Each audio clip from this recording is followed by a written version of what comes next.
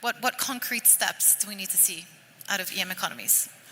Well, for the countries themselves, I think listening to each other gives more impetus of action at home.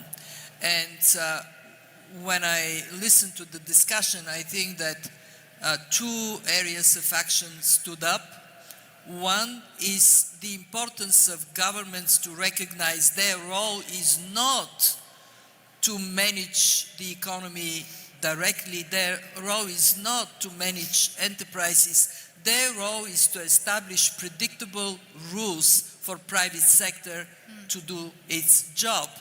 And that for private sector to flourish, this predictability of policy environment and the elimination of obstacles, cutting red tape.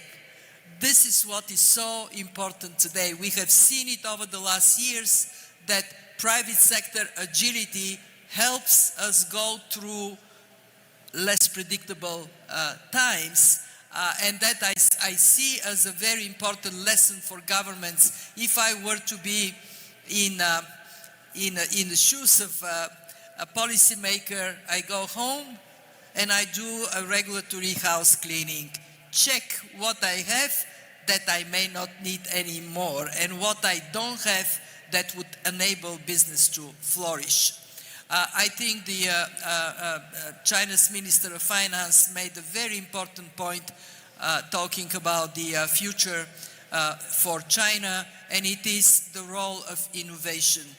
That if you want to be successful, you have to be one step ahead. So again, I would say, check where you are in terms of enabling conditions for AI to penetrate the economy, to be diffused in the economy, and then if you are behind, step forward.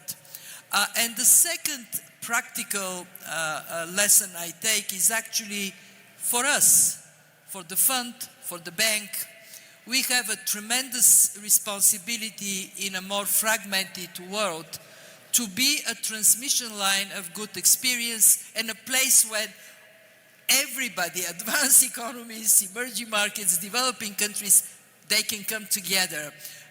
Protecting this ability of us to function as a global community, this is our job, and I can tell you after these 2 days, I take this responsibility to heart even more than before coming here. We owe you to have that space to work together to succeed. I would follow. Let's build on that, I would follow on this.